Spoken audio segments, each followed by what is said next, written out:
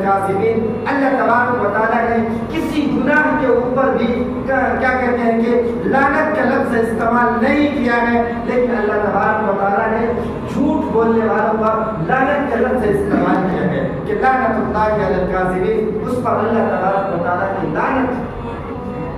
پہلا کام نماز نہیں پڑھنا، دوسرا کام کیا کرنا ہے؟ جھوٹ بولنا ہے. جتنی مرضی چاہے جھوٹ بول لو، تمہیں ہر حال میں جھوٹ بولنا ہے، جھوٹ کا دامن تمہیں کبھی چھوڑنا ہی نہیں ہے. تو یہ دو کام ہو گیا. شیطان نے کہا کہ یہ دو کام تمہیں کرنا ہے 40 دن تک. اور تیسرا کام کیا ہے؟ اللہ کے ولی نے کہا کہ اب تیسرا کام بتاؤ. دو کام تو میں سمجھ گیا.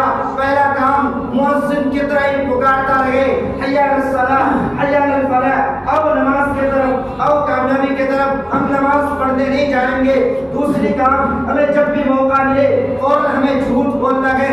دوسرا کام. اب تیسرا کام بتاؤ، تیسرا کام کیا ہے؟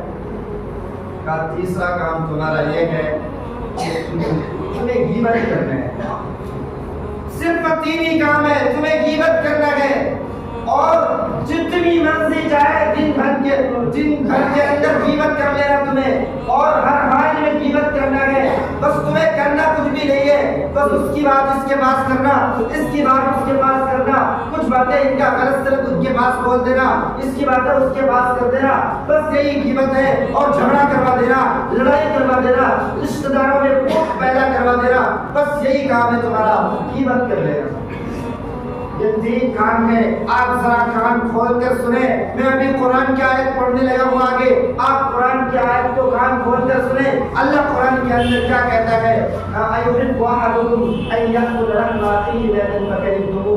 یہ تین کام ہے جو شیطان نے اس اللہ کے ولی کو بتایا کہ یہ تین کام تمہیں 40 دن تک کرنا ہے. اور 40 دن تک جیسے کہ تم اس کو مشق کر لو گے، پھر تم کیا میں کیا، میں دونوں برابر ہو جاؤں گا. 40 دن کا قید اس لیے لگایا ہے کہ حالت کی تبدیلی کے لیے 40 دن شرط ہے. اس لیے اللہ والے جماعت میں 40 دن کے لیے چلہ بھیجتے ہیں، اسی وجہ سے کہ حالت بدل جائے.